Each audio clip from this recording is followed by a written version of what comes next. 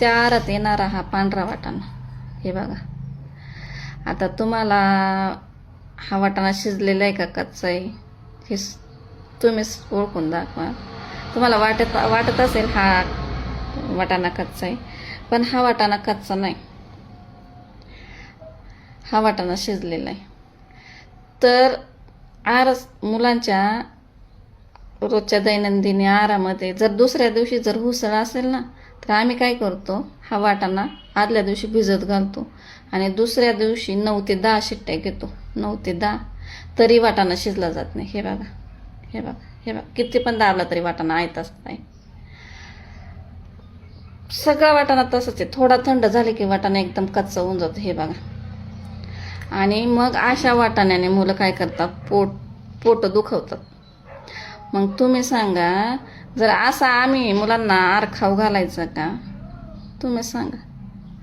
अक्षरशः मुलं हा वाटाणा खायला कंटाळा करतात, नको म्हणतात ती मुलं. एकतर आधीच 4-4 महिन्यांचा हा माल येऊन अंगणवाडीत पडलाय. मग तो आम्ही त्याची नीट निगराणी ठेवायची, छाटवायचा, नीट व्यवस्थित नीट करायचं. ठीक आहे, मान्य आहे.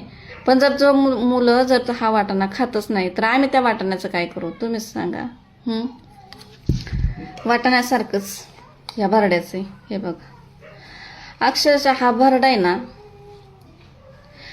5 ते 6 शिट्ट्या घेतल्या ना तरी हा भरडा ना आहे तसाच आहे. फक्त याच्यात जी साखर टाकतो ना त्याचं पाणी होतं. भरडा अजिबात शिजला जात नाही. मग त्याच्यात तुम्ही किती पण तेल टाका आणि किती काही पण करा, अजिबात भरडा शिजला जात नाही. अक्षरशः म्हणजे मुलं आहे ना, हे लापशी आणि उसळ खाण्यास नकोच म्हणतात, एकदम असं खायला कंटाळा करतात. मला सांगा, जर हा वाटाणा शिजत नाही, भरडा लापशी व्यवस्थित होत नाही, तुम्ही तरी तुमच्या मुलांना असा आहार खाऊ घालान का हो? तर आम्ही रोज मुलांना असा आहार खाऊ घालतोय. आता त्यात आमचा पण नाही विलाज आहे, पण म्हणजे ते मला असं खूप सारखं मुलांना असं ते खाऊ घालायचं, असं कुठं तरी ते मनाला असं खूप खटकायचं. नाही, हे कुठं तरी थांबलं पाहिजे. मला शासनाला एकच विनंती आहे की जो तुम्ही आम्हाला फेडरेशनचा आहार देताय ना, तो थोडा द्या, पण चांगल्या प्रतीचा द्या, चांगल्या दर्जाचा द्या. असा हा निकृष्ट दर्जाचा माल नका देऊ आमच्या मुलांना. ह्या निकृष्ट दर्जाच्या आहाराने ना अक्षरशः मुलांची वजनं कमी होतात, वाढण्याऐवजी मुलांची वजनं कमी होतात. त्यामुळं कुपोषण वाढतं. आणि आम्ही मुलांवर एवढं लक्ष देतो, आम्ही आमच्या अंगणवाडीतल्या मुलांना ना आमच्या स्वतःच्या मुलांसारखं जपतो. आणि तुम्ही जर आम्हाला जर हा न शिजणारा वाटाणा, न शिजणारी लापशी भरडा देताय, सांगा ना बरं. ह्या लापशीच्या भरड्याचं प्रमाण असे, 1 किलो लापशीला जर पावशेर साखर, ती लापशी गोड होईल का हो? असं तुम्ही प्रमाण ठरवून आम्हाला दिलेलं आहे. अक्षरशः लापशी गोड होत नाही आणि मुलं खात नाही.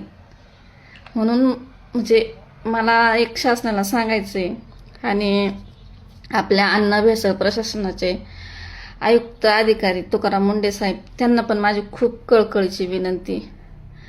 तुम्ही आत्तापर्यंत जिथं जिथं अन्न भेसळ आहे तिथं तिथं तुम्ही छापे टाकले, कारवाई केली, चांगली गोष्ट आहे.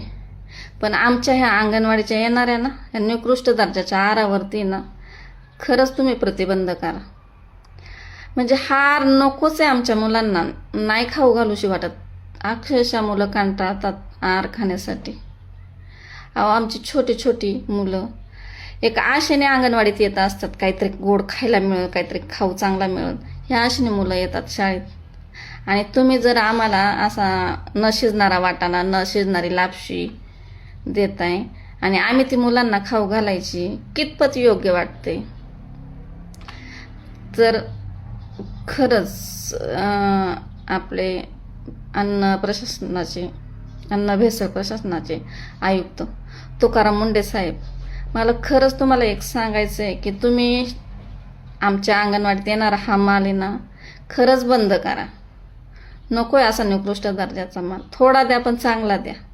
आमच्या मुलांच्या आहाराच्या बाबतीत तरी आमच्या मुलांशी असं खेळ खेळू नका. तर माझ्या अंगणवाडीच्या ताईंना पण माझं एक कळकळीचा निरोप आहे की तुम्ही जास्तीत जास्त हा व्हिडिओ शेअर करा आणि आपले तुकाराम मुंडे साहेब यांच्यापर्यंत हा व्हिडिओ पोचवा आणि आपल्या मुलांना चांगल्या दर्जाचा आहार मिळेल याची विनंती करा.